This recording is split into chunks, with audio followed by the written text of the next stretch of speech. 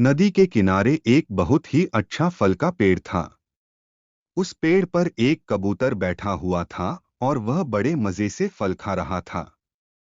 ऐसे में उसने देखा कि एक हवा का झोंका आया और उस हवा के झोंके में एक चींटी उस नदी में जा गिरा। चींटी के नदी में गिरते ही चींटी ने आवाज लगाई, मुझे बचाओ, कोई तो मेरी मदद करो। पेड़ पर बैठे कबूतर ने चींटी की आवाज सुनी। अब ऐसे में कबूतर ने तुरंत ही फल छोड़ा और चींटी की मदद को आगे आया। उसने एक पत्ते को लेकर चींटी की ओर दिया। उस पत्ती की मदद से चींटी ने अपनी जान बचाई।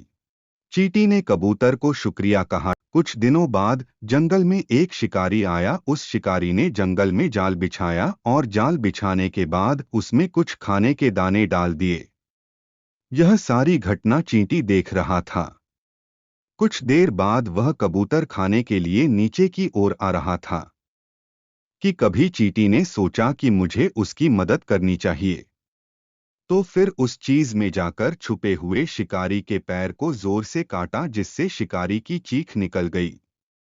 शिकारी की उस चीज को सुनकर कबूतर चौकन्ना हो गया और इस जाल में फंसने से बच गया। इस तरह से चींटी ने उस कबूतर की जान बचाई। जो जैसा करता है उसे वैसा ही फल मिलता है। कहानी में पहले चींटी मुसीबत में था तो कबूतर ने उसकी जान बचाई, उसी तरह से चींटी ने भी कबूतर की जान बचाई। इसीलिए हमें भी दूसरों की मदद करनी चाहिए और किसी भी मुसीबत में पड़े हुए इंसान को सहायता देकर उसे मुसीबत से बाहर निकालना चाहिए।